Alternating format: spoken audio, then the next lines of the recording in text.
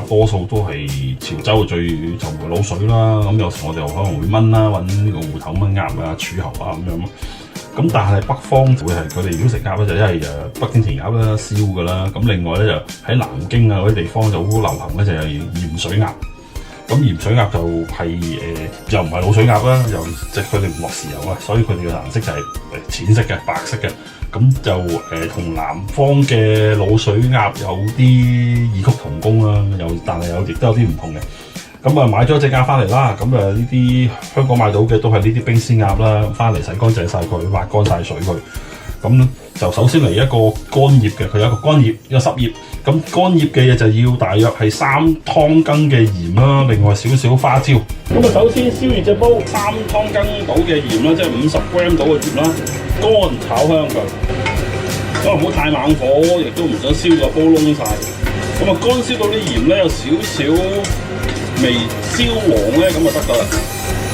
咁啊燒到啲鹽都相當熱啦，咁咧熄火，因為唔想直接炒啲花椒，因為直接炒啲花椒咧，啲花椒有機會咧就會係燶咧就會苦啦。咁就咁灑啲花椒落而家啲好熱嘅鹽度，咁嗰啲鹽嘅熱度咧就會等於炒咗啲花椒啦。咁啊，你會聞到好香花椒味嘅，即係用啲鹽嘅餘熱咧，就可以令到啲花椒好香啦。咁就得㗎啦。咁頭先嗰啲爆香咗嗰啲鹽咧，就可以灑啲落去啦。咁啊，小心喎，因為都相當之熱嘅喎。都 OK，咁啊捽佢啦。咁啊捽完一邊。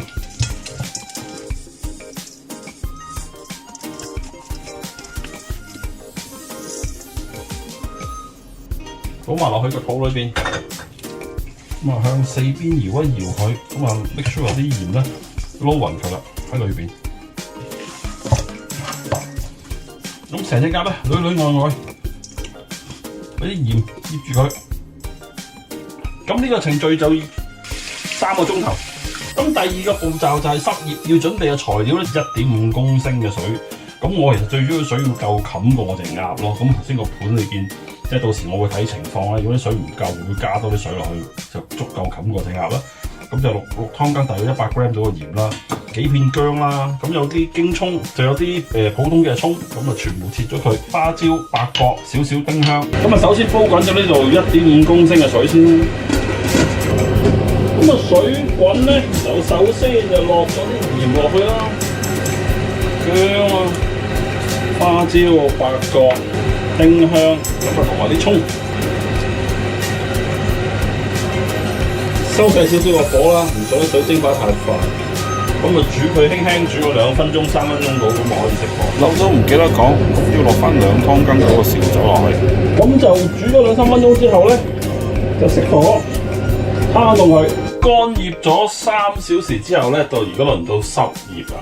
咁啊將頭先煮好咗嗰啲濕醃嗰啲材料咧，就倒埋落去，非常好，浸得過隻鴨。喺個肚裏邊塞一啲葱啊、薑入去，咁等佢更加入味。擺喺雪櫃焗佢過夜，即係醃佢過夜啦。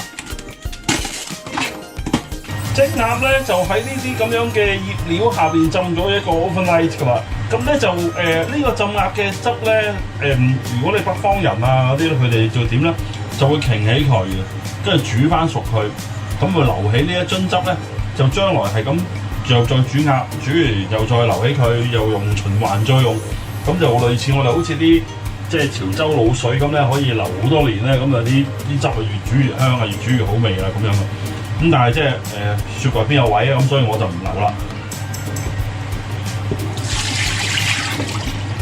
揾水沖乾淨嗰隻鴨表面嗰啲咁樣嘅醃咗嗰啲 herbs 啊，唔要噶啦。咁啊肚裏邊嗰啲亦都係攞走佢，就擺佢落去個盤度，擎一擎乾水佢。咁喺擎乾水之際咧，我就煲定一煲大滾水。咁煲滾水都有成5-6公升啊。咁最主要就係要 make sure 啲水係夠去浸隻鴨啦，係咯，大約嘅啫。咁啊，陣間再睇下個情況點樣。咁煲到煲水大滾之後咧，就倒咗啲花椒同八角落去，將隻鴨放入去。嗱，呢個動作咧就係要個肚入到啲水，咁啊等佢流翻啲水出嚟。咁就循環做幾次。咁啊，如是者做佢3次，咁就可以將成隻鴨放晒入去啦。就落啲紹酒、薑、葱同埋啲大葱、啲京葱。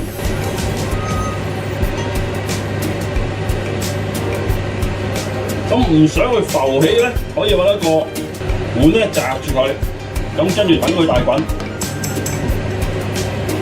咁佢一大滾之後咧，就熄火焗半小時，夠咗半小時，反一反隻鴨佢去另外一邊啦，又開翻滾佢，咁啊等佢滾翻起佢，咁跟住佢一大滾啦，擲住佢，咁就熄火，咁今次大約焗佢20分鐘到，應該 OK 啦。又再焗多20分鐘之後咧，咁就可以睇睇啦。咁隻鴨咧最厚肉咧就係個髀嗰個位啦。咁其中有個方法去 make sure 佢得嘅咧，就係 test 下個 temperature 咯。咁就插入去最厚肉嗰個位置，咁啊睇睇啲肉嘅溫度。如果有得60幾70度咧，就得㗎啦。70度啊，咁啊熟晒，同埋掹一掹出支針出嚟咧，都冇血水，咁就隻鴨已經熟㗎。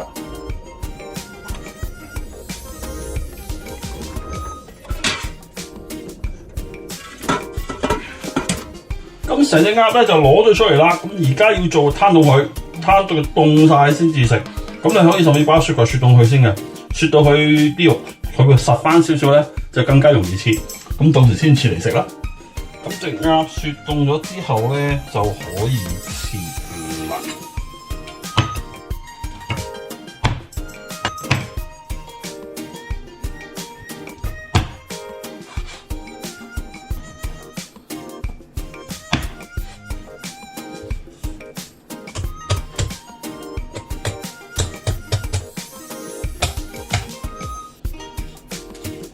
咁啊，切開一半先啦。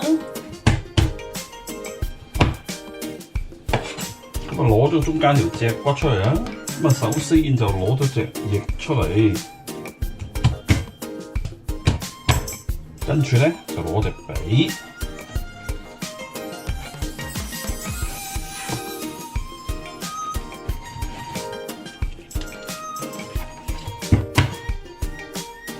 鴨髀又出咗嚟啦，個尾呢度咧就唔好要啦，掉佢啦。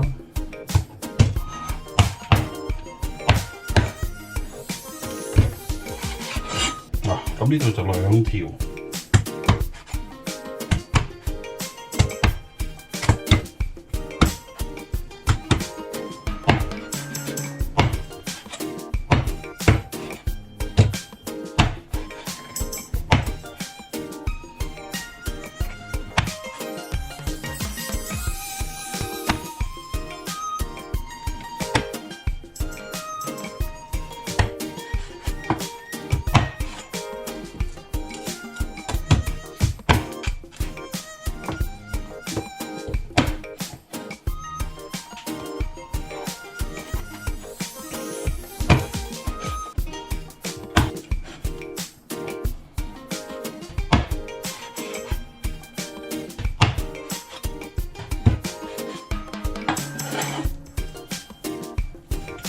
咁啊，成隻鴨切好晒啦，咁啊擺幾塊芫茜上去就純粹裝飾啦，都幾靚仔，可以上枱啦。